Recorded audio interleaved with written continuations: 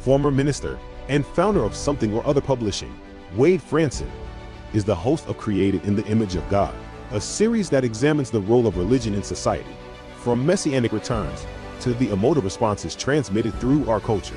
Wade fearlessly addresses reality claims from all directions, objectively exploring their compatibility with Holy Scripture.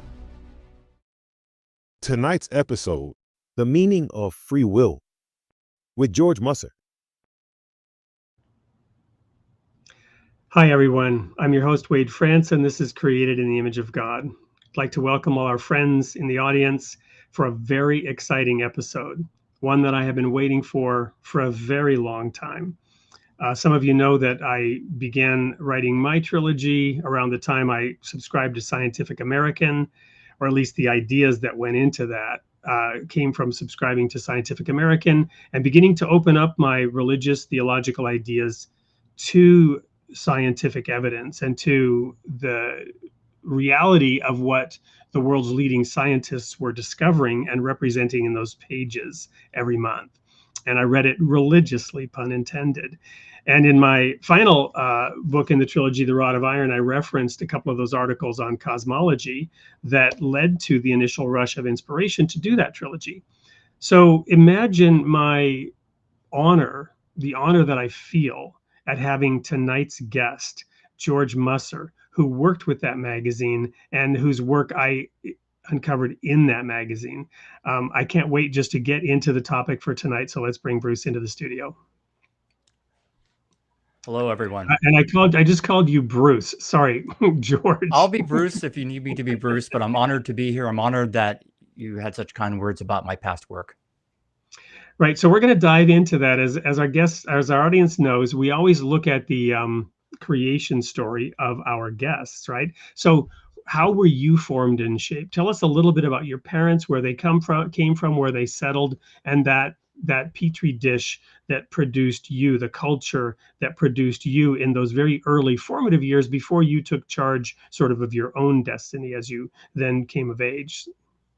Yeah, well, origin stories are funny because we form them looking backward, and we try to connect dots that at the time really were more random than anything, but I'll do what I can there. I was actually born in Houston and moved when I was very, very young to New Jersey. Actually, I'm speaking to you from New Jersey now. I've kind of cycled in the strange ways life has back near to where I grew up. My dad went to Rice University and my mom worked the French consulate in Houston, and they met around the time of the Kennedy assassination, actually, but I don't know the full story. And my dad took a position as a research engineer for Esso, now Exxon. They have something akin to a Bell Labs, actually not too far from here, where they studied petrochemicals and such like. I tend not to tell people my dad worked for Exxon these days. It has a different reputation. But in the 70s and 80s, they were really where it's at in terms of coming up with understanding of chemistry and indeed of Earth's climate as well. They did some of the early work on climate change. And my dad actually worked on pollution control devices that were installed. And I think they still exist in most people's cars, most people's gas cars, if you have a gas car. And my mom was at home taking care of my brother and me, but then went back and as an adult and got her law degree. So we're educated household, I guess you could see, from all the books behind me as well. My mom was Catholic, and I was raised in that tradition. Somewhere over here is the Bible I got when I was confirmed. And I have to confess, though, I kind of went off organized religion as I was going into my 20s. So I'm still trying to understand the deep nature reality, but I try not to do it through an organized faith at this point. So I think an important formative experience for me was living overseas. My dad was posted to Tehran. We were living there before the revolution took place in the 70s. And that opened my eyes to a lot of things personally and what later became my chosen profession. We lived in England as well under similar, not before the revolution, but under similar circumstances where my dad was establishing a research laboratory. So I went to college, actually a double major in mathematics and engineering. And then took a couple years to collect my thoughts. I did some traveling. I traveled the length of Africa, backpacking, hitchhiking. And then I went to graduate school in planetary science. So I'm actually a card-carrying astronomer, but my specialty was on the planet Venus, in the planet Venus. And we can talk about Wow. Venus if you like later. My knowledge is a bit dated, but still was my first kind of academic love, you could say. But when I was in graduate school, maybe this is more apropos of the origin story that you want, I began to realize I had such diverse interests, and they were better served by looking at the broad picture of science. And then I discovered that there's a profession that does exactly that, which is called science writing, science journalism, science popularization, if you will. Instead of deep diving down the academic silo, as you would as a PhD scientist, you go broad. You look at the big questions, the kind of big capital B, capital Q questions that science tends to address. It verges on philosophy as well, social, improving social conditions and bringing technology to the benefit of humanity. And I worked for 4 years at a startup, not a startup because they're really a nonprofit group in San Francisco. Startup implies they were trying to make money, and they certainly weren't. Nonprofit group out there. And then I was invited to apply. I was honored to apply to Scientific American and started working there in 1998. And we'll come back because that's a very important year in the history of cosmology. Awesome. And I Well, I'm worked. gonna push the pause button right there Push to because pause away. I'm fascinated by so many things you said, and I love those early formative years. So, and it helps me then understand some of the underlying things going on. And I've done a lot of analysis on this myself because of my dramatic, turbulent, experiences as a child, and I understand how deep some of those things affect our perspectives and our views.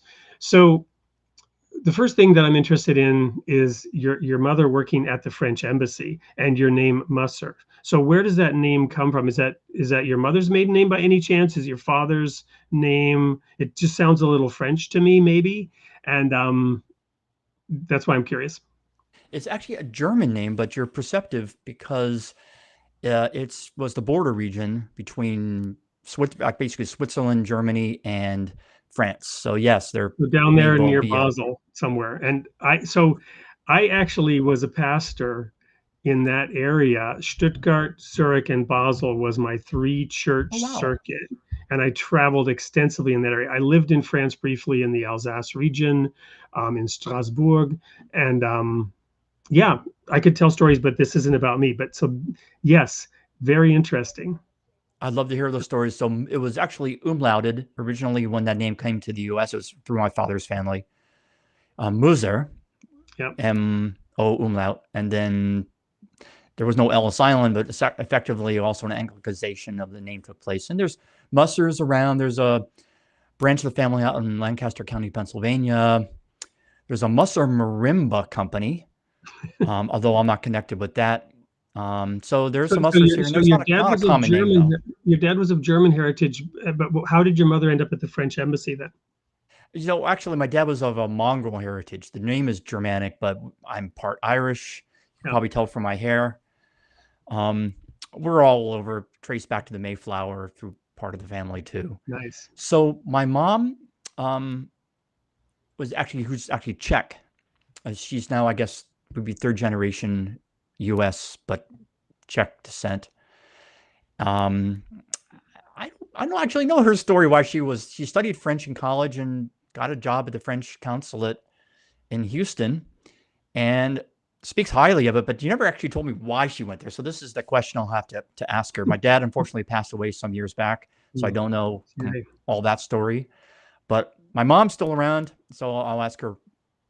I'll Yeah. ask her that. So then the next question I had was all that traveling, and indeed you're then backpacking even as you were coming of age.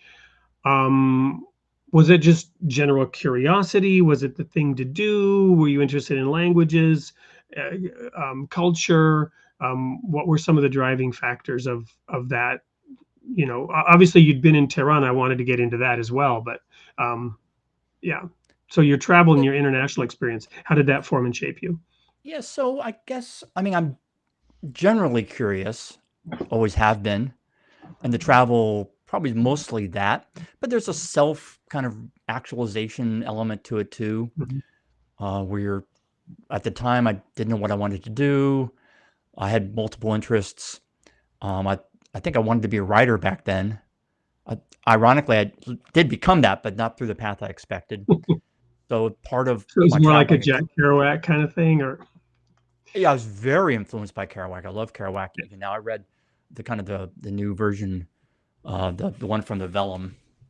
So yeah, I don't know if there's a single reason for it. I was fascinated by Africa in particular. I'm fascinated by lots of things. You'll probably find in the course of this conversation. There's very few things I'm not fascinated by. But Africa was among them. So I found in the college bookstore Africa on a Shoestring, and it's in the Lonely Planet series. Mhm. And somewhere I've still got that book. I later contributed to it, actually, some of my own findings or recommendations, I guess you could say. Today it's easy. You go on, Google, Airbnb, TripAdvisor, and you can leave your reviews and so forth. You can find information easily. But I'm talking about the mid '80s here, and you'll remember this. Traveling is much more by the seat of your pants. And when Absolutely. I traveled, I was gone. I had no contact with my family for weeks at a time. I sent telegrams. I'm probably dating myself, but actually still had telegrams. You could send telegrams, and they were the Well, and, easiest and I remember when the way. fax machine came out, and you could stop at the German office and send a fax machine from there, right? Yeah, I went to the American Express offices in the different countries I went to, cashed a check there, and then anyway, so it was a different Exactly. world, and I like Yeah. that kind of presence in a place without kind of being pulled back to where you're from. Although I'm sure it was terrible. Being a parent now, God, to go through that, I can't imagine what my parents went through, but it certainly shaped me. Yep. So that's actually perhaps a good segue then. The dramatic rise in technology. It's mind blowing when you think about it. In that we're sitting here talking about the '80s, we both experienced it, and there was no internet, there were no cell phones. You had a fax machine. If you were lucky, you would get an answer before you needed it, right? From somewhere. I remember trying to coordinate things internationally, a few big meetings and stuff, and it was very, very challenging. Um, but we're gonna go to the first commercial break now, which is actually going to be um, a video about your book, putting ourselves back into the equation. Is that the title of it? In the Putting, equation, but yeah, into works too. yeah. So we're gonna look at a quick video of that book, and when we come back, we're gonna start talking about your work at Scientific American and how we got into this topic of consciousness, free will, and talk a little bit about your work and your further curiosity in exploring some of these topics as you then began to develop that through Scientific American and on deeper into this topic. So for the audience, don't go anywhere. Appreciate those comments that you're beginning to put in the chat. We'll come to them later in the show. But for now, we'll go to this quick commercial break and be back to learn more about George Musser's work. For centuries, physicists have sought to explain the universe, from the grand dance of galaxies to the invisible world of subatomic particles. But what happens when the act of observation itself changes what we see? When consciousness, the very thing that makes us observers, becomes part of the equation. Physicists have found that the lines between the observer and the observed are blurred, making consciousness a puzzle they cannot ignore. To unlock the mysteries of the cosmos, they must understand the workings of the mind. This book explores the deep interconnections between quantum mechanics, cosmology, and human consciousness. Can the structure of the brain reveal the secrets of the universe? Can the laws of physics help us understand the nature of our own awareness? Join George Musser on a journey to the cutting edge of science, where the quest for a theory of everything meets the profound mysteries of the human mind. Could understanding the universe start with understanding ourselves? Putting Ourselves Back in the Equation by George Musser. Available now.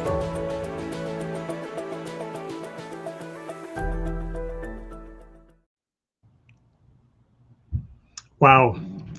I can't wait to dive into that book. Full confession, I haven't read it yet. But as you and I were talking earlier, it was that idea of looking at the world, looking at the universe rather through these studies. But we do so in anthropomorphic terms, in that we're really looking for answers to questions about ourselves, where we're going, where we came from, our own makeup, what is the self, and but we're looking for answers even as we look into the furthest reaches of the universe. And you talked about, rather than going deep, you became a science journalist, or into journalism, to try to make some of those things accessible. And this book seems like a big step in that direction. So tell us a little bit about this book and what you've accomplished in it, what you're hoping to accomplish, and what you hope people will get out of it. So the book, this latest book, like all my projects, has its own backstory. Really came out of my previous book, which was more on quantum, focusing more on quantum physics. And of course, of working on that book, the questions of observers kept coming up. And I decided I needed to kind of dive into that. And at the same time, and I talk a little bit about the origin of this in the kind of introduction to the book, but to recount, I go to a lot of conferences. I love going to conferences. It's fun to meet people and hear what they have to say. And you have these after hours conversations in bars, restaurants, just walking around. And the physicists, the cosmologists, the different physical scientists I talked to kept bringing up questions and topics that didn't seem in their wheelhouse. They kept bringing up consciousness. They kept bringing up, maybe not consciousness exactly, but perception, things that are traditionally associated with neuroscience or cognitive psychology and the humanities and other domains as well. So I was just curious, what was the source of their interest in these domains, and basically the one way you might put it is that the puzzles, paradoxes, mysteries of the universe, of the physical universe, have important ties to puzzles, paradoxes, etc., of our own minds, and vice versa. So we have a physical form. So at that simple level, we have to reconcile our own processes of thought and feeling and so forth with the physical world.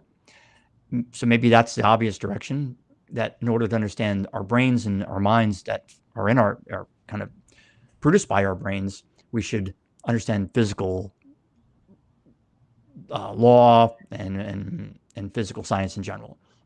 And then the other direction is maybe the more surprising one, and that's, I spend most of the time in the book talking about that, which is, why would an understanding of neuroscience, cognitive psychology, mental interiority be important to understanding physics? Because physics seems to bleach that out. It doesn't really seem to have a role for the subjective element. And it turns out that is important in certain fundamental questions. And those fundamental questions also are becoming more and more pressing as we go on. The questions of theories of everything. What does that mean? Kind of create a unified theory. In your view, why are they more pressing as we go on?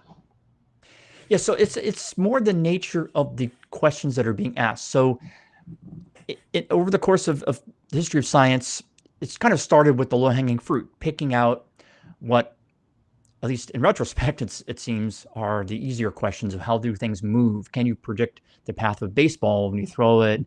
Can you predict the orbit of a planet? These turn out to be, though complicated, fairly straightforward. There are known laws, measurements you can make. You take the measurements, you apply the laws, you can predict where things will be in the future. You can predict solar eclipses down to the microsecond through that in a way that was impossible 5 centuries ago. So, but as science goes on, one way to put it is it's a victim of its own success. So every time a scientific discovery is made, of an advance is pushed forward, it makes the next advance that much harder. It means you're going that much deeper into nature. So then you have to go into the understanding of fields, electric fields, magnetic fields, gravitational fields. How do they arise? You get to the quantum physics.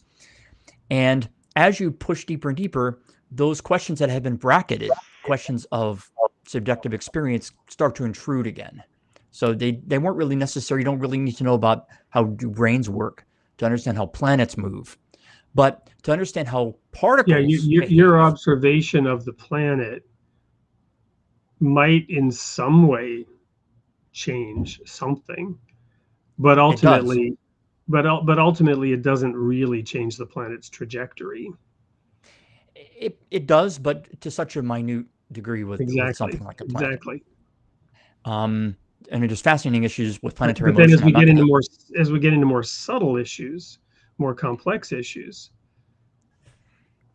Exactly. So it's not across the board. Not every science needs to have a human element in it or a subjective, an understanding of subjective experience in it, but some do.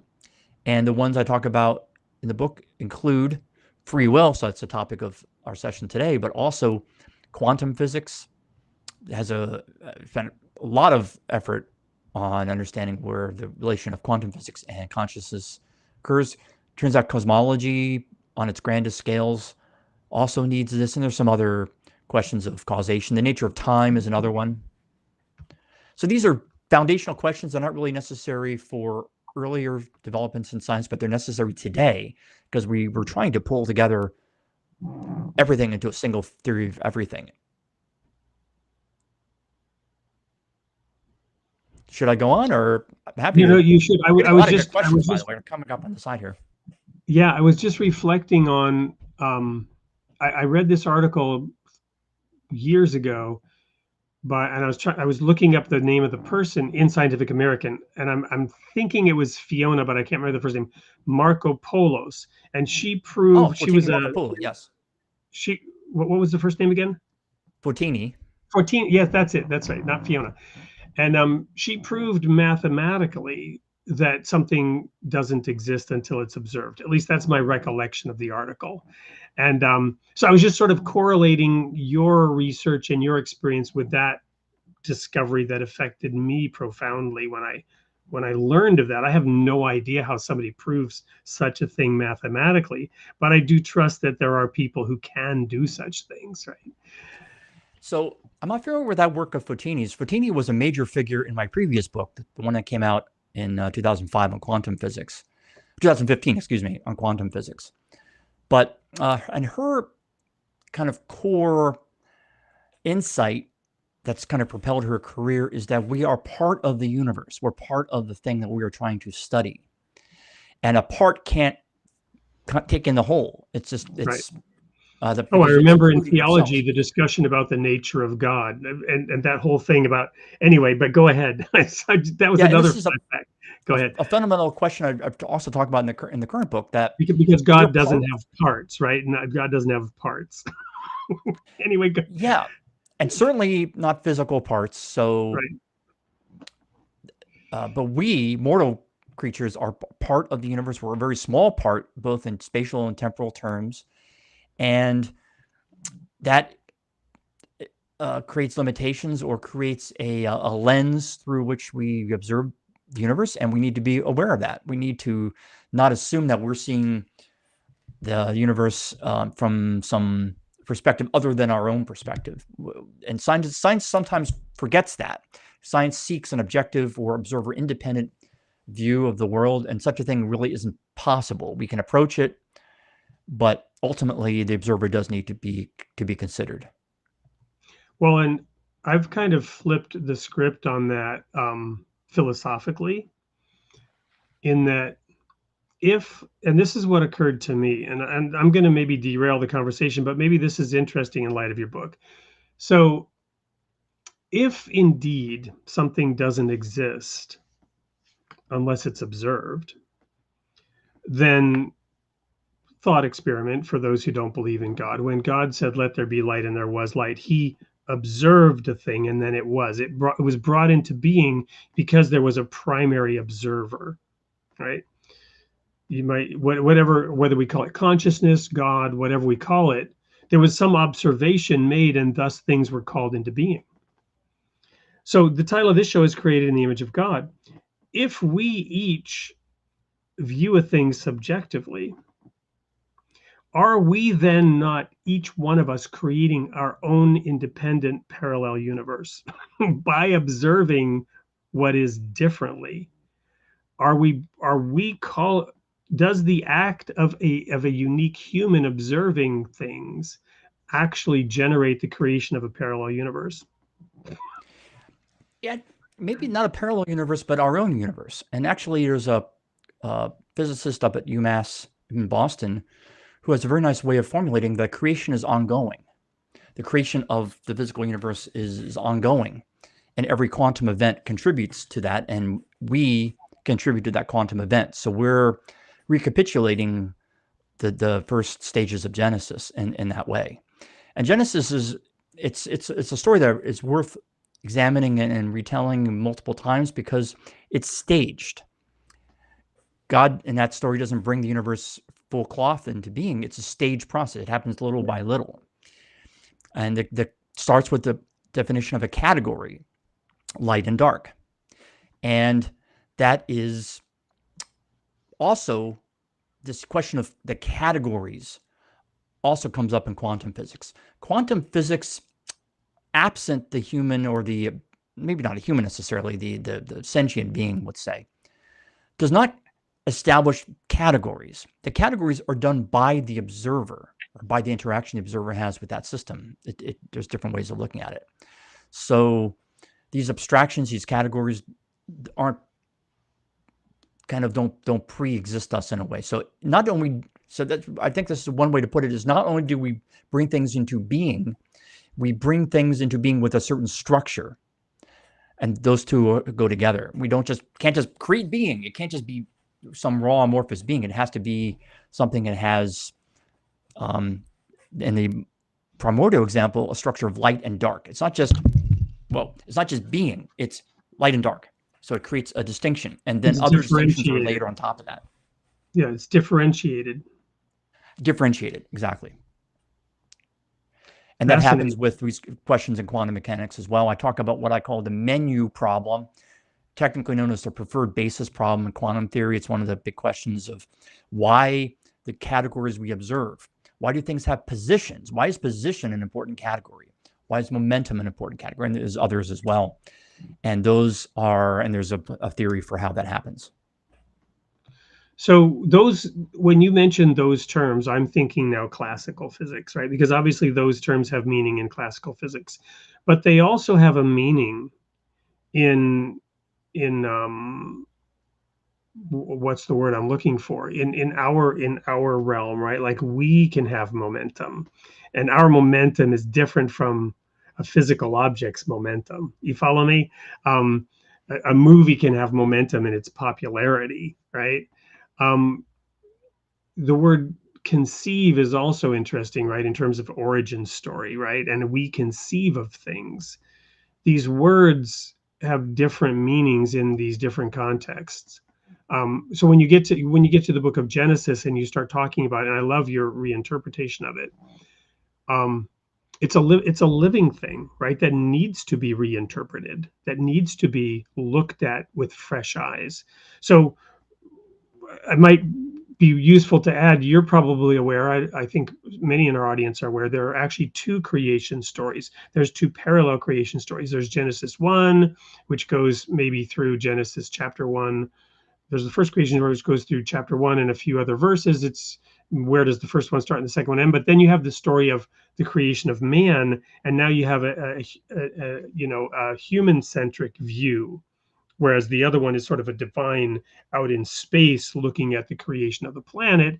But now from within the planet, we see creation unfolding, and man is offered the opportunity to participate in that creation by talking about the differentiation of the animal kingdom and giving it a name, right? Naming the animals.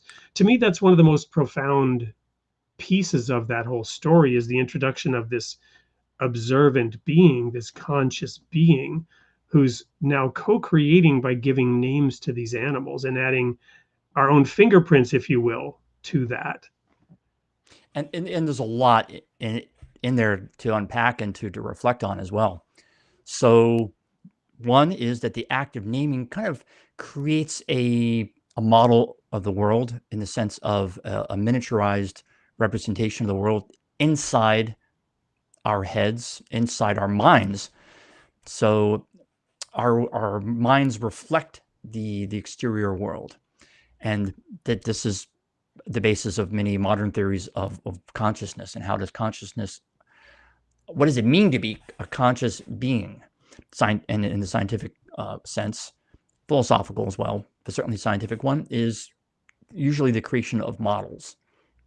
And the naming is that. Then there's the question of that the world can be subdivided and names given.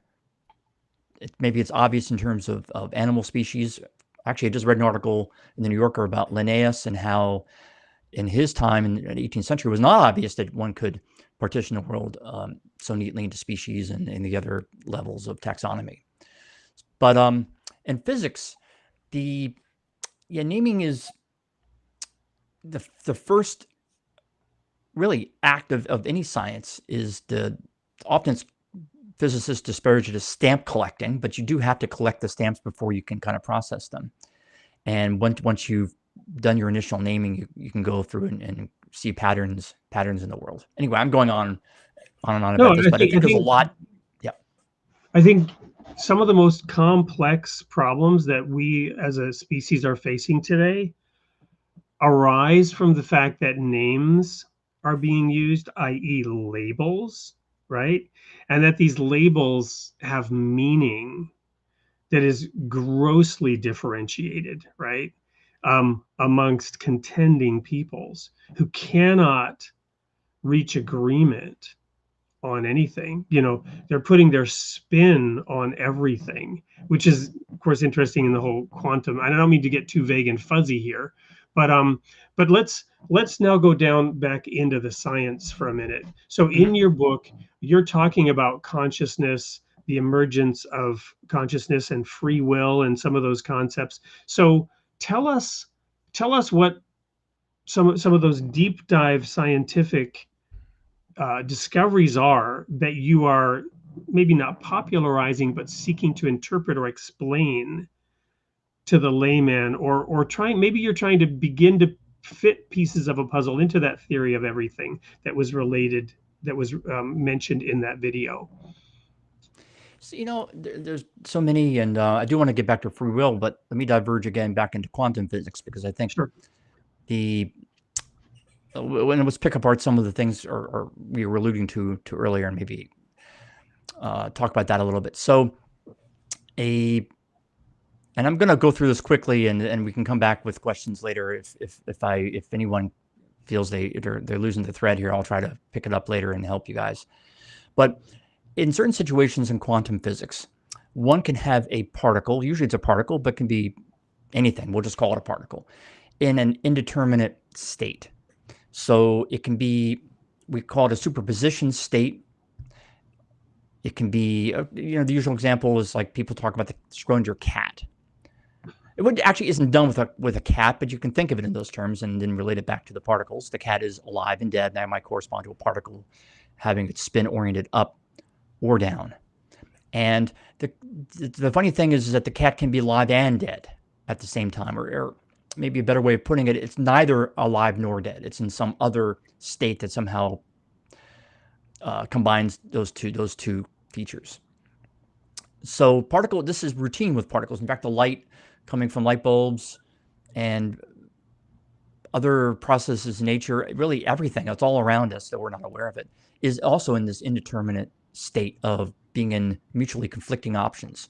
So I'll pause you there for a second, because I've obviously, if you've been reading for a while, Schrödinger's cat, hugely important, but I've never really, strangely, this is new to me to just simply say it's a different state, right? It's not both alive and dead. Those are constructs that we use to understand. It's something else that we don't yet fully understand. We don't fully understand it. It's a different state. That actually, to me, is really helpful. It's also a subtle point, and maybe is muddying the waters if they're coming into this for the first time. It's easiest to think of the cat as being alive and dead. in this combination of those two conflicting options. But the big and a very important footnote that you're getting at is that the cat could be in some other binary opposition. The very same cat, it's really our description that's being imposed here. We've imposed these two categories of alive and dead, but you might impose some other categories, and they would correspond to a little bit alive and a little bit dead, and a little bit alive minus a little bit dead, or something like that. And again, relating it back to particles, because maybe that makes it less mysterious.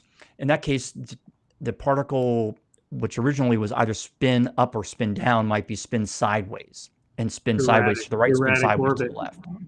Yeah, so it gets a little puzzling and weird when we talk about cats being in this state, because we assume that they have to be either alive or dead. But it turns out with a particle, there's actually an infinity of categories. And this goes back to, remember I said earlier that the defining kind of creative act is the invention of a category.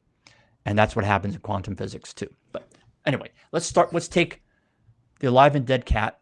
It's in the box. As these things are often put in boxes for whatever reason. Box represents kind of an isolation for the observer. We open the box, we look, and we see the cat alive or dead. And the great puzzle of quantum physics is why alive and dead got turned into alive or dead. What happened there? Why do we see it just in one state or the other, not in this kind of indeterminate or ambiguous state of the two? And this seems to involve, or it manifestly does involve, the act of observation. Now, why would the observer's intrusion into opening the box and looking at the cat cause the cat to snap into one of these two states? That's what's called the measurement problem. It's not fully understood to this day. In fact, huge debates over this, sometimes quite ill-tempered debates, can arise over this question. People assume they have the answer. And I have talked about this in our past discussions. People need to be a bit more humble and recognize that there are multiple ways looking at the same situation. However, my own view, and I try not to, when I discuss these things in my book, I try to present a range of options and not be too. A lot of professors, for instance, would say it must be this, and they kind of sit you down and they lecture you. I'm kind of more like, well, it could be this, it could be this. I give you a set of options, and the choice is ultimately up to you, the intelligent reader. Having said that, I do have an opinion. My opinion is that the aliveness or deadness of the cat is an artifact of our own nature, of our own observation. And the fact that, like Fotini argued, as you pointed out, we cannot stand outside the cat. Whenever we interact with the cat in its ambiguous state, we come to be connected to that cat. We come to share its ambiguous state. And through a chain of reasoning I can go into later if you want, that leads us to think the cat has snapped to being alive or dead. It actually hasn't. We've snapped to seeing the cat as alive or dead. It's a statement about us, not about the cat. Okay, I just threw a lot at you guys. You're very patient for putting up with me on this, but the point being that the nature of observation comes into our quantum experiments. So this is wonderful. This is like reading those articles that you were editing in the early 2000s and later articles you were contributing, but with a real live person sharing it. And there's a certain energy that is actually activating perhaps more processing power. So I'm going to react to this by asking a couple of questions that occurred to me. One is, so you've got the nature of what we are as a species, which we've said, look, all this scientific exploration and the massive human project of all of our collective energies and consciousness is trying to figure out who we are, where we came from, where we're going. Because we're a part of it and we can't extract ourselves from it, we're trying to understand our place in the universe and how we fit into it and our relationship with it. But what's unique about us, again, in the context of this show, that particular box that is this show, created in the image of God, is that there's some higher purpose, and it has to do with, again, going back to the Genesis story where we were given a choice. We're given a choice, and later in the book of Exodus, I believe it is, that choice is reiterated, or Deuteronomy, it says, I set before you today life and death. Therefore, choose life. Choose life. A lot was written about this recently in the Jewish experience, Holocaust and all this. Choose life, the Jewish race having to choose life despite all to choose life. My point being that there's something about our nature, the nature of what we are, that we're making that choice. We're the first entity on the planet that can consciously choose life or choose death. Joe Atman, who's been on the show and who we invited to the audience. I haven't seen him comment yet, but if you're out there, Joe, please engage. And his book, A Philosophical War, talks about that Garden of Eden story in the context of we're forming concepts as we engage with reality. Those concepts and those constructs are not reality, but we begin to relate to reality through our construction, which is, in that sense, a false God, a false reality. It's a reality inside our head that is not the external reality. We begin to rely more on the reality in our head than actually engaging with reality itself. And we can become delusional in extreme cases. But my point is, there we are. We've been given this power of consciousness. We've been given the opportunity to interact with reality in a new and completely different way than anything else that was created before us, again, in the context of this show. And we always have a choice to make. There's something about how we're constructed that we're being asked, yea, required to make choices. And in that sense, that's maybe why we're interfering with that cat in the box, is because it's the nature of who we are that cat is snapping into a, did you call it a superposition? Because of the nature of who and what we are. And that is, we're going to pollute that free expression of alternative states by engaging with it, even through the act of observation. We're going to permanently alter that situation. It's as said in that movie, was it Rainn Wilson in the movie Juno told Ellen Page, that's one diddle that can't be undid, right? Once we observe the cat, it can't be reversed. So there's a time element, and our choice sort of invokes that collapse of the wave function in classical physics. The bowling ball moves in a different direction because of our interaction with it. Well, there's a lot there, and to take what the last remark is, it's really the interaction that's the key kind of pressure point in this whole discussion. What is the nature of the interaction that allows the choices that we make, and that might just be abstractions, to gain physical form in the sense of take the cat, that can cause the cat to snap into it, being alive or dead. Then going back again through your remarks, you mentioned that it can't be reversed. Actually, one thing that's distinct about quantum superposition over other forms of multiplicity is that it can be reversed. That's actually the one key difference between the quantum and the classical the cat worlds can be when it comes down to resurrected. this. So yes, you can return the cat to its ambiguous state. And again, maybe it's mysterious when I couch it in terms of cats. How can that happen? But when you translate it to the particles, it's straightforward. You can take the particle and interact with it and cause it to, for instance, go spin up. And then you can reverse that under certain conditions. Of course, this gets complicated, but it can be reversed. And this is shown experimentally that you can actually undo superpositions, return a cat or a particle acting as a cat. If it started spin up, you made it spin up, spin down, you can put it back to spin up. Completely reversible. And that's, again, distinct from the classical case where if I think that the present on the floor contains a drone or the keys to my new car, open it up and it's a drone, I can't close the present down and open it up again, it becomes a keys. It's just once Monty Hall opens up the door and shows what's behind it, the choice is made. And that's the classical choices we make in the world, with exceptions, can't be reversed. And this is, of course, we tell our kids, You know, you got to live with the choices that you make. You can't undo them. In quantum world, you can undo them.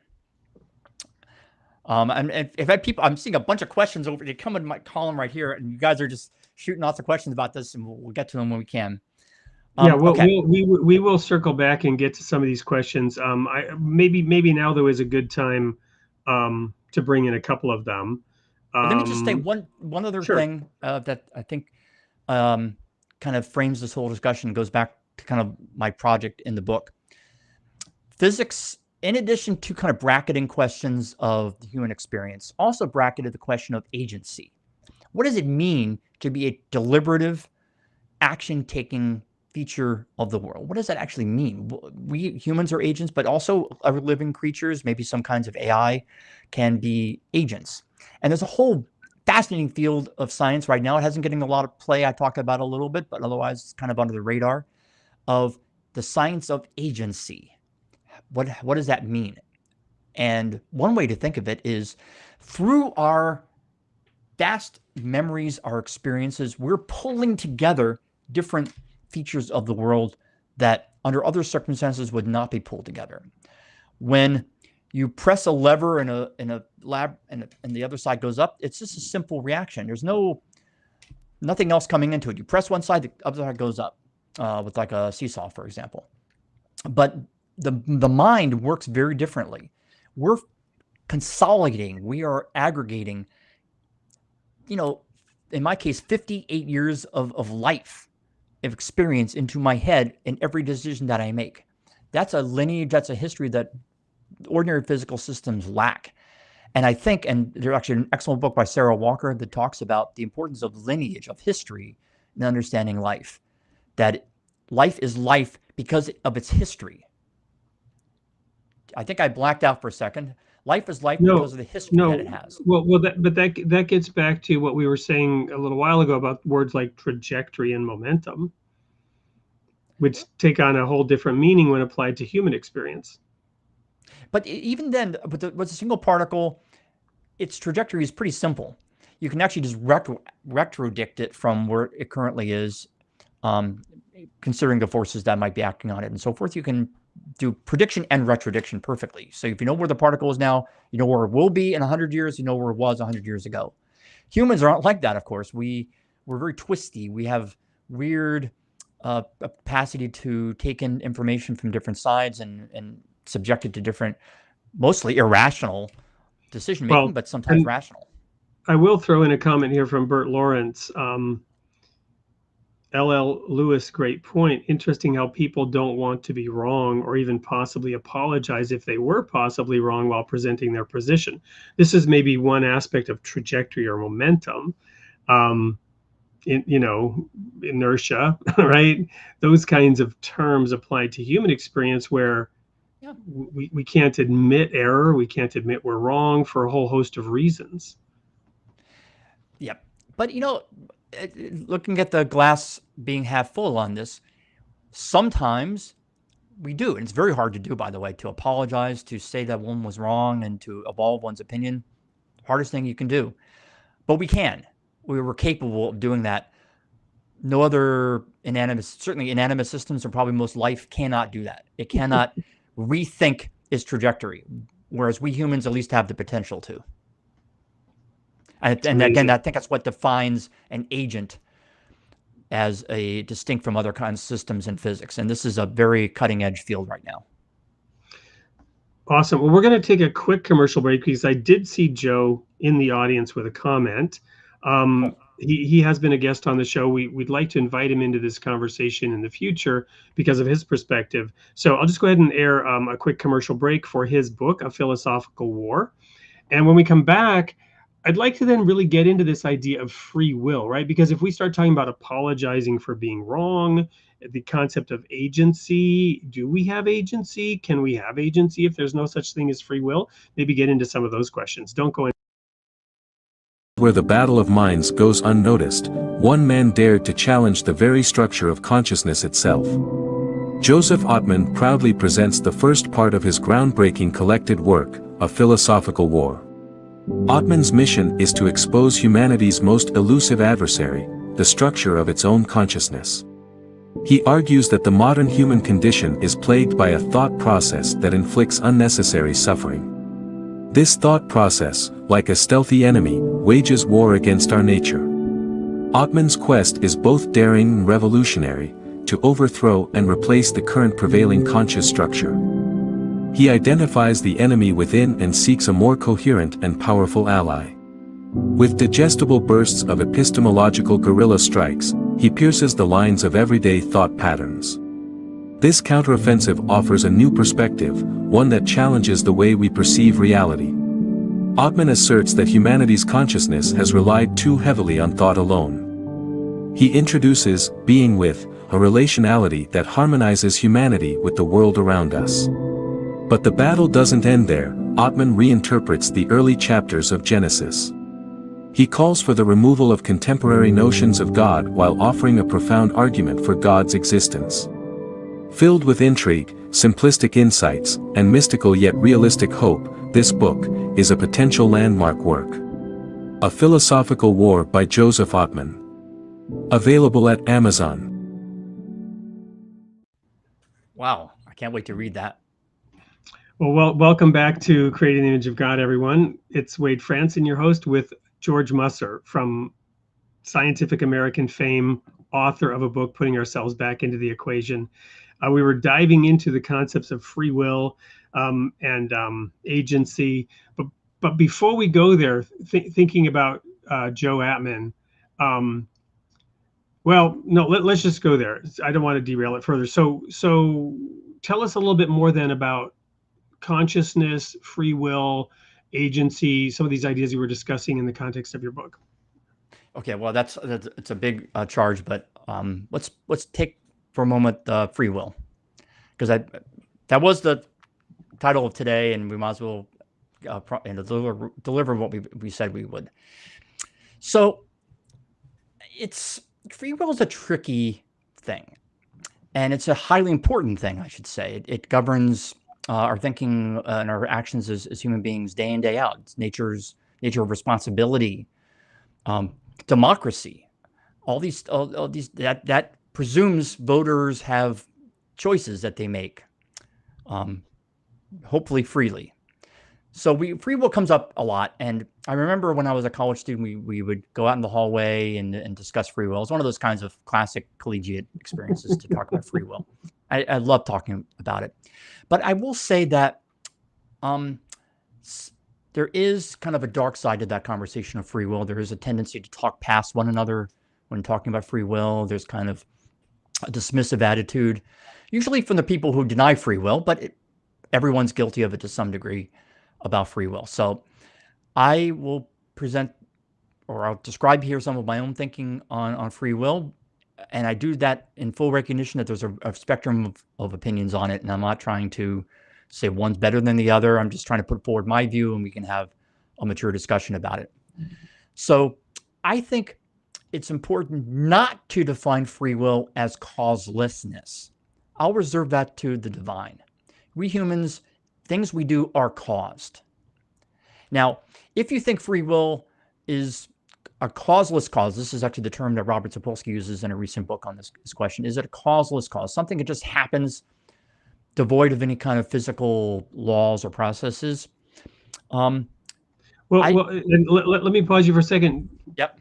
Should we define causality, or is that a yes, I was going to get to that very point. I think our because I agree with you. I agree with you. There is cause. Right. So what I'm trying to set up the frame of this discussion the following: that free will is usually defined as something that's uncaused. Now, the people who talk about that don't actually tell us what it means to be caused. They don't define what causation actually is, and that is the deep and still not fully unanswered question. What is causation? Is it a useful concept? Is it a scientific concept at all? I just wanted to make the following more narrow point, which is I do not define free will in those terms. I think free will is completely compatible with causation. I think every decision that I take can be traced back in time. I made the decision because, as I said earlier, 58 years of experience plus what I eat for breakfast, etc. And I fully accept that. But they're still my decisions. That's what makes them. That's what makes it free will, in my view, is that the decisions come from my personality, beliefs, reasoning, etc. That's how I define free will. It's what would be philosophically called a compatibilist view of free will. Now, a lot goes into that. We have to start unpacking it. As you rightly point out, the concept of causation is the first thing that needs to be pulled out of this. And I have a whole chapter in the book on causation. It's difficult. What does it mean to cause something? Why is it difficult? Well, one reason it's difficult is that causation doesn't seem to be consistent with physics. So there's a tension there. Physics, the physical equations, dynamical laws is what we call them, tell you what the world will be given what the world is. If you define the world as particles and positions and momenta and so forth, it tells you where they'll be in a second from now. That tells you where they were yesterday. There's no sense of cause in that, though. There's correlation that the positions, momenta, etc., the particles tell you where they'll be or where they were. But we expect a bit more, at least when we use the word cause in everyday terms. We expect kind of more, one thing led to another. One thing impelled the other to occur. There's kind of a compulsion that occurs there. And that just isn't in physics. So philosophers, Bertrand Russell was the most famous. Early Bertrand Russell, actually, he revised his views as he got older. But the early 20-something Bertrand Russell said that causation just is a non-scientific, unscientific, and probably unphilosophical concept. And later, he came around to thinking it is a useful concept, and it's been actually a vast explosion of thinking in statistics, computer science, over the past 15 or so years, 20 years, on the notion of causation. Because here's what happened. If you deny cause, you get yourself into all sorts of rabbit holes and all sorts of dead ends. Does smoking cause cancer? Well, no, it doesn't, because it's correlated with cancer. It doesn't actually cause cancer. Right. Does human action, land use change, carbon dioxide emission cause climate change? Oh, no, it doesn't. I mean, you can, and maybe there's something to it. We have to be careful about ascribing cause when there isn't. We don't really have a good sense of it. But you don't want to overcorrect either. We're trying to act in the world. We're trying to be better humans. We're trying to save lives. We're trying to make the world a better place than what we inherited. That's kind of my personal goal in life, by the way, is to leave the world better than when I came into it. And to do that, we need to know how to act. And to know how to act, you need to know what causes what. So I want to causation is important. I want to jump in here, but I don't want to cause a derailing. So hold your thought. Try not to get derailed by this, but I want to just bring in a couple of other thoughts. So first of all, with the complexity that we have today and the way that big issues are seeking to be solved, such as climate change, such as the economy, whatever the really big questions are, where people are getting onto ideological bandwagons and using labels and blaming and shaming other people, there's a lot of blaming of other people. There's a lot of assumption of ill will and bad intent. And my general view is everybody on the planet, with perhaps some very few psychopathic exceptions, and even they are not exceptions that prove this rule, or maybe they are exceptions that prove it. Everybody thinks that what they're doing is for the good of everybody, right? Even a mass murderer does what he does thinking he's somehow improving the world, right? So good intent is to be assumed rather than bad intent to be assumed, right? So when you're talking about now being a scientist and whatever field you're working on, I know there are sort of swarms of people or waves of people who are attributing ill will to people, but the problem is that the problems are so complex. There's collateral damage, right? There's unintended consequences, right? There's modern versions of bloodletting, which was assumed to be something that was helping people, right? Whether it's in the realm of COVID and COVID vaccines or COVID treatments or whatever it is, good, bad, I'm not coming down on any position, but the intent here is goodwill. And yet nonetheless, we sometimes create Frankenstein monsters, right? I mean, But that is well put. Well put. right.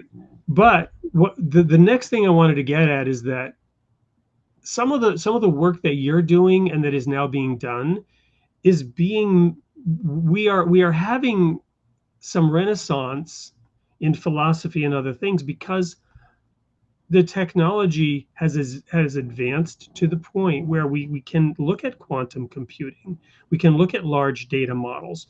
We are now engaging with reality in such a way that we're getting a different kind of feedback from reality than we had 10, 20 years ago. We're now creating at a level that our creations are teaching us something about those unintended consequences, about the fractal patterns that we're creating that are creating shock waves through different systems. I'll stop there, but I think you know what I'm kind of getting at. So as you were talking about your work and progressing, you started talking about mathematics and computing. That's when I'm realizing we're getting to the point where some of the feedback that we're getting is forcing a reassessment on things that people had been able to just have vain imaginations and idle fancies about in the past. And I think well put, and I'm very eloquently put. And I'm all in favor of dialogue on these difficult questions. And I assume good intent unless proved otherwise, or unless serially disappointed or whatever. But I'll assume good intent on people even I disagree with and who disagree with me. The point I'm making here is more maybe abstract, and that is whatever our intent, whatever our opinions about issues of the day or about what's going on in the world, we all have causal models. We all think that one thing causes another, and we think that therefore we can act on the thing that causes another. So those two things go together. We need to have a vision of the world as being something that causes lead to effects. There's kind of a mechanism or at least a logic to the world, and that we act on it. So there's two parts to that. And here's the thing, that kind of, and it seems like common sense, right? The world works in certain ways and we can act in the world to achieve certain ends. That seems obvious, but it wasn't reflected in the science of the 1950s and the philosophy of the 1950s. It was thought until, again, 20 years ago or so, widely thought within science, that there's no such thing as causes or effects, that the world just has these correlations in it. And there's no action you can take to affect their correlations. It's just there. And that was a very kind of enervating or neutralizing view of the world. That it's overly fatalistic, I think. And that happened in statistics. It happened with these debates over smoking. And that there was no cause of smoking, it's just correlations. Or it happened within physics even, that there's no reason the particle did this, it's just a correlation. So I think today, we've kind of come back to a more, maybe it's science, professors catching up with the kind of ordinary view on this, that there are causes in the world, there's actions we can take in the world, and our science needs to reflect that. And there's this whole thing called causal modeling that can do that. And now we don't have to, now we have a framework, an abstract framework, a mathematical, logical framework to debate these questions of the day. Does smoking cause cancer? We don't just have to throw up our hands and say it's only correlation. We can actually do controlled experiments. We can measure tar deposits or whatever the biologists do on this very question. We can climate change. There's something people get worked up about, but let's pull back from it a little bit. How do we overcome our disagreements? Well, we can do experiments. We can run models. We can debate. I mean, we can kind of work this through using causal thinking as our guide. This is our friend. Causal thinking is our friend. It's a way to pull back from debates that seem intractable and make progress on them. And physics is finally kind of catching up to that common sense view. Interesting. So what was the turning point? And do we see anything? We talked earlier about somebody admitting they were wrong, right? It's not about admitting you were wrong in that sense, but it's about understanding what led to a false conclusion that might help one avoid false conclusions, or might help one uncover a deeper error or a deeper bias, right? So what led to the turning of what led to that? Was there a turning point, and was there some reflection about how we got to that sort of fatalistic view that no, it's all correlation? Yeah, I think it's one of these kind of, and we see this a lot in I see this a lot in my own thinking. I see this a lot in our society, that there's a pendulum swinging back and forth. So, and people tend to have a good idea, maybe take it a little too far. So the good idea was, people tend to see cause where there isn't. People think the teddy bear or the inanimate object can speak or whatever. I'm making that one up, but the people read too much sometimes into the world, and we don't. So the scientists said we shouldn't read too much into the world. Okay, that's good, but then they went too far, and then they said we shouldn't read anything into the world. Okay, then let's pull back a little bit, and maybe the reason it was generational, just the passing of generations. A new generation comes along and maybe is able to see things in a different way. And I expect the kids today will see things differently from how we see it, and they'll make their own mistakes, but they'll get some. They'll pick some of ours. So hopefully we'll have a net gain in that. So I've sort of coined the term that we lurch forward from ditch to ditch, right? That's one of my Wadeisms, right? But hopefully forward. Well, we lurch forward from, but I'm also wondering, because I'm now suddenly remembering those articles by Michael Shermer, the skeptic, right? And he's talking about he used to talk about the rhinos in the tall grass or whatever, and pattern, correlation, pattern recognition bias. But to me, he was somebody I always did want to sort of talk to and, contest some of the things that he was saying, because some of the things he would say I disagreed with. Was he representing that view of, it's all just correlation? And I don't even know. I'm just now reflecting on what it was that was bothering me about some of his articles. Obviously, because he was kind of anti-God as well. That's another point, but. Yeah, there's that. So I think it was a tendency among people who called themselves skeptics, often with a capital S. There's a skeptic society. Even I went to some skeptics meetings, and I think Michael was. I mean, first of all, years have gone by since I've talked to him. I'm sure he's more sophisticated in his thinking, because there's, again, been this general scholarly move, and I'm sure he's aware of and partaking in that. But often people who style themselves as skeptics will say it's only correlation. Don't leap to conclusions too quickly. And they have a point. That's we fair. do, as humans, leap to conclusions without thinking. But on the other hand, you don't want to stop people from thinking things through either. So you need to find some middle ground. Part of my origin story is I'm really a middle ground seeker. I try to be just in my relationships. Are you a middle child? Daily I life. didn't ask if you have siblings. My brother, who's a statistician, by the way, is also, we're kind of, my dad was like this. My dad grew up in Washington, Eastern Washington State, but born in Missouri. So very much a middle ground seeking kind of person. I kind of think I inherited that from him. My mom's a bit more fiery, and I love that too. But he was always, we need to think about this. We need to think about that. He was always like one hand and the other hand kind of person. And I think that same way. Very cool. Well, I hope I didn't derail you. You were getting into. Yeah, we're totally derailed, aren't we? Yeah. Okay. Anyway, I guess you were talking about how causation and yeah. So now there's this new thinking about causation that tries to do a few things. First, it tries to give us a framework or a kind of a deliberative process for acting in the world, for making decisions, for answering questions of the day that seem difficult to answer, but you can kind of break them down and use this framework called causal calculus or causal modeling. Usually you can detect it on slides and PowerPoint presentations because there's lots of circles and lots of arrows, and people are trying to say, well, this causes this, but this other thing causes this. And it has a very complicated network structure. And you can kind of start to pick it apart. The world's complicated, we get it, but we should try to not be paralyzed by that either. And it also kind of reconciles causation with physics, because as I said, the laws of physics at their root don't seem to have cause in them. They just tell what the world will do given what the world is or what the world had been.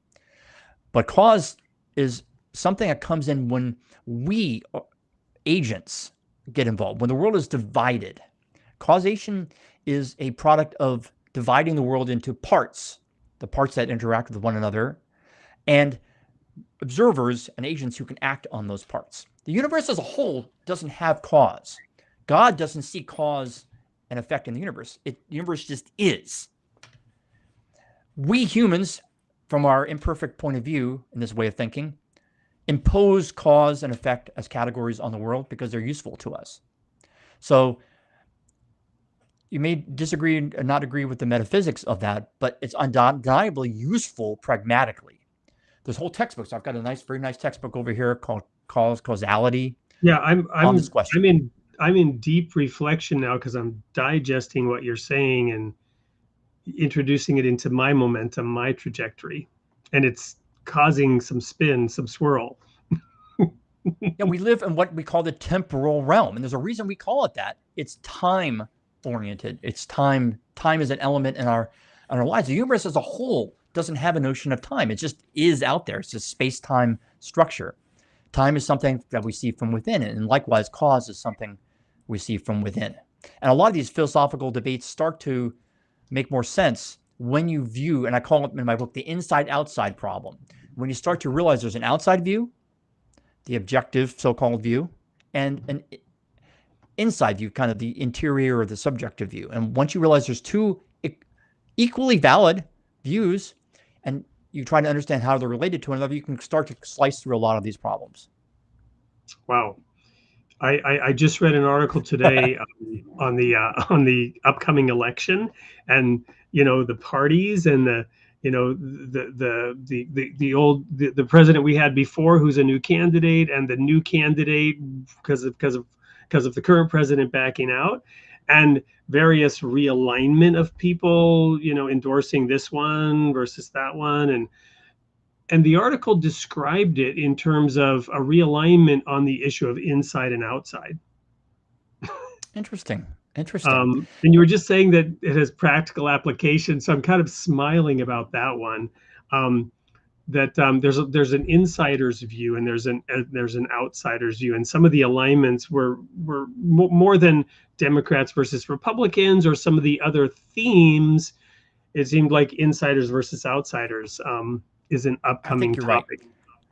This comes up in so many contexts, not just political, not just scientific, but generally I'm just boiling it down to two. Of course, there are even more than two. Probably each of us has our own individual inside view. So there's 7 billion of those already, plus the hypothetical, or at least not hypothetical. It's real, but difficult to access outside view as well. Science.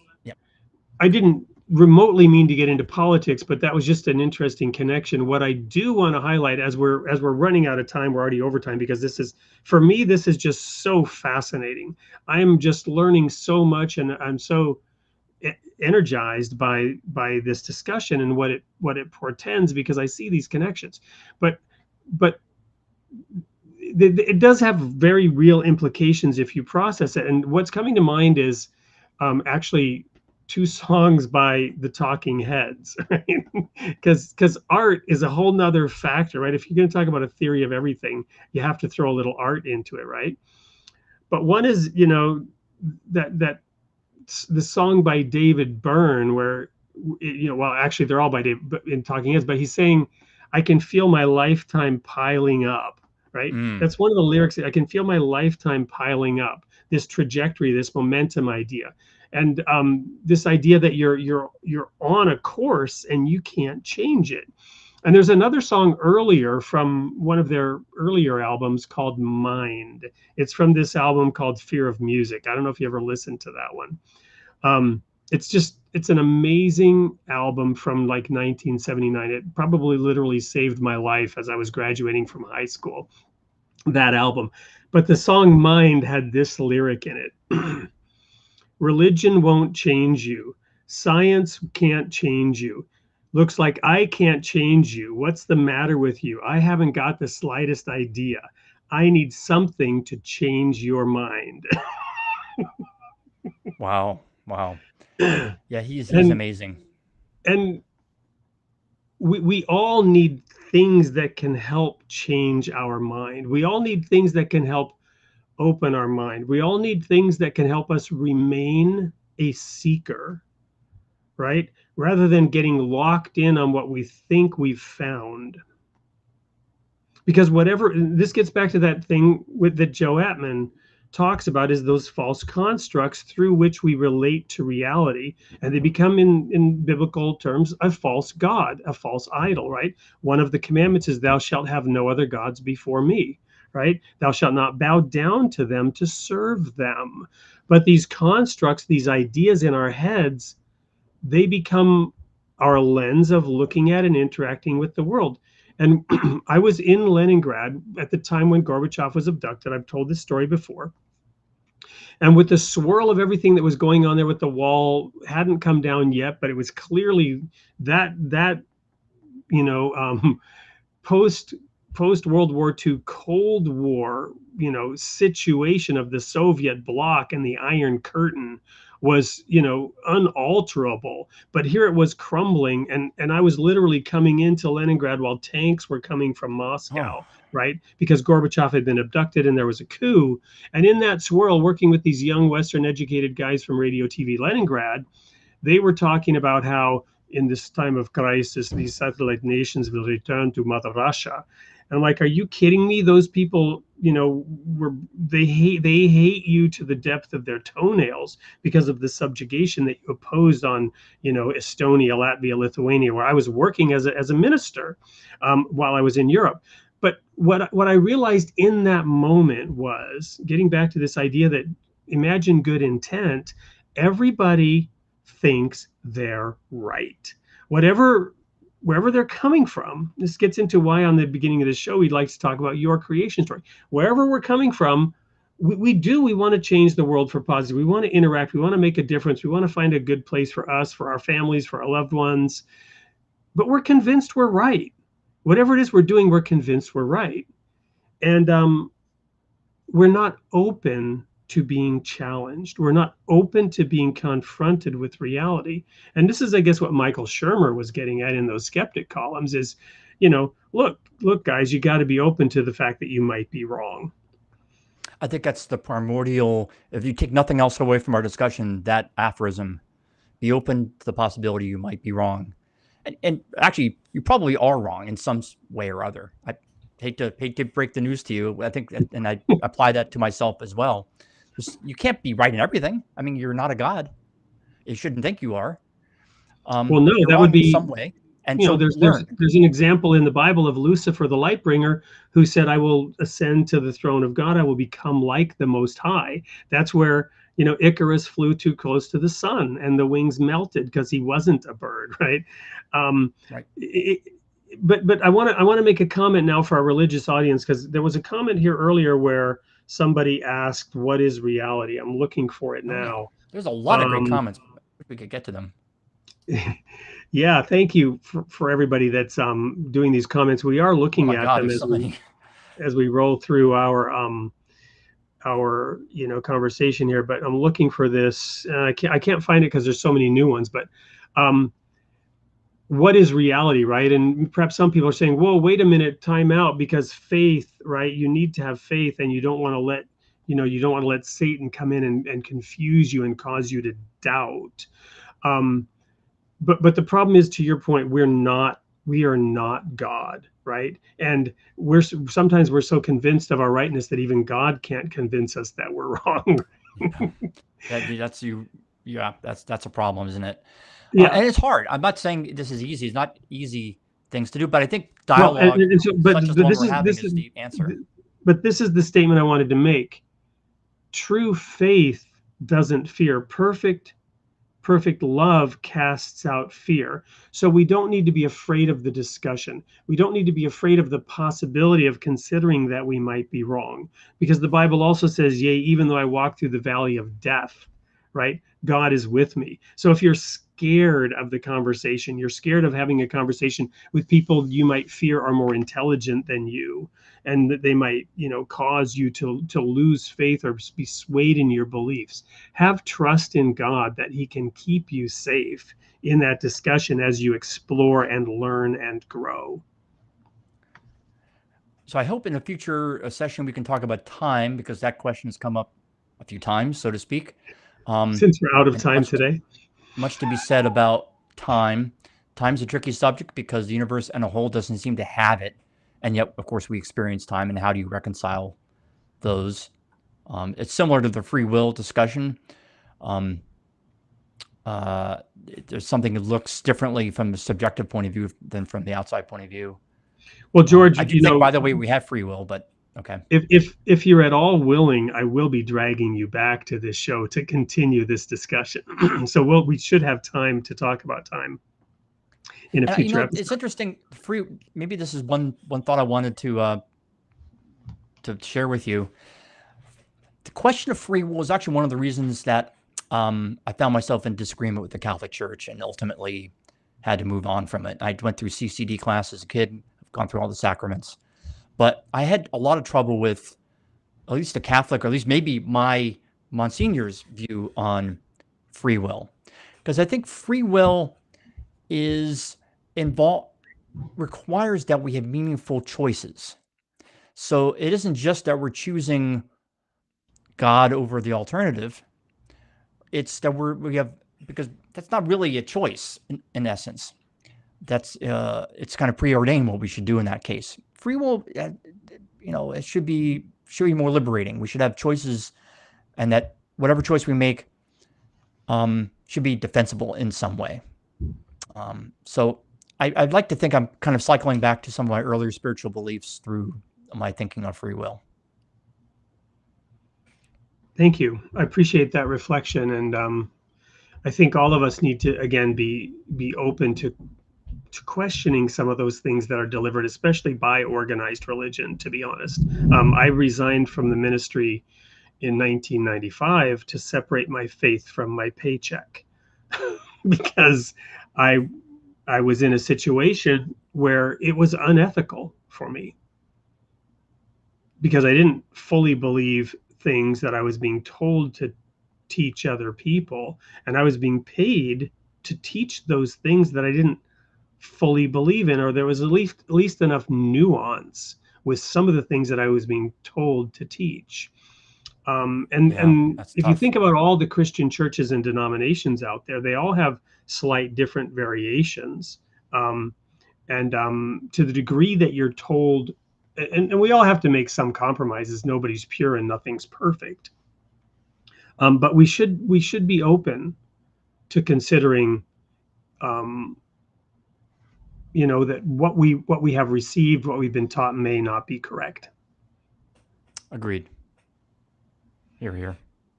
Continuing exploration, and that's why I love Scientific American, and George, why it's been such an honor to have you here. I do hope we can have you back in the very near future to continue diving into free will, agency, and time, and any other topics that you felt were not fully explored. Is there anything?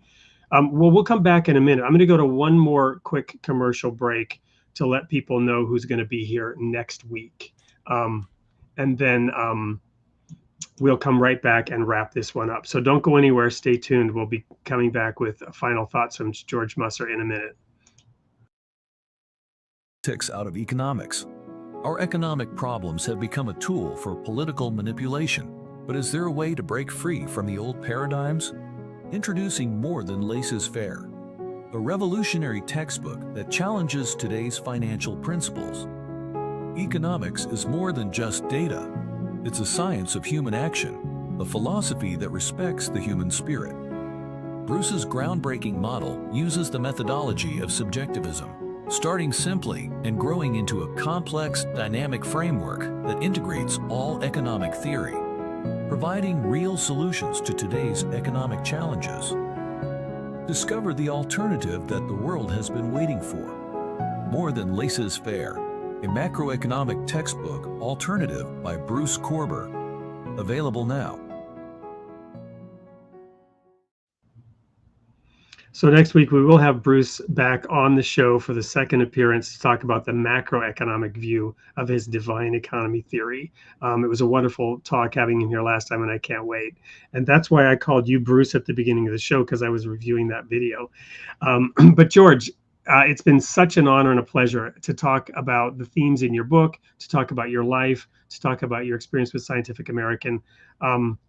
What did we leave unsaid today that you feel is important to leave our audience with? Oh, wow. I mean, we brought up a lot of things and probably didn't really tie any of them off, so we'll have to revisit this. But I will say, people who have questions, and there's a lot of them in the column that's going to run down my screen here, just Google me and at me on whatever social media platform. I don't use TikTok, but pretty much I'm on all the others. So you can PM me or public message me if you want. And I want to hear from the person who was on Western Union, who worked at Western Union, about telegrams in the 90s. A couple of people asked me to discuss the nature of time. I can elaborate on thinking about free will or causation as well, one-on-one. So feel free to reach out to me. Thank you, Bruce. Really appreciate your down-to-earthness, your accessibility. It's been just a pleasure and an honor. And I'd like to just say, on a personal note, those are signs for me of somebody who truly is connected to reality, to the divine, and is just willing to provide service in love to mankind. And I see that coming through, and I applaud your ability to explore the heights of those scientific theories and those high concepts, desire to make them accessible to others, and then give of yourself and your time to further share them and help people discuss some of the things that you've discovered. And it's just wonderful. It's truly wonderful. Well, it's really been my pleasure, and that's the nicest anything anyone's ever said to me. So I'm much obliged to you. And I can see here the audience is looking forward to having you back. So don't worry, we'll announce that when the time comes. But for now, everyone have a wonderful week, and we'll see you same time next week, 8 p.m. Central Time, for Created in the Image of God. Until then, may God be with you. And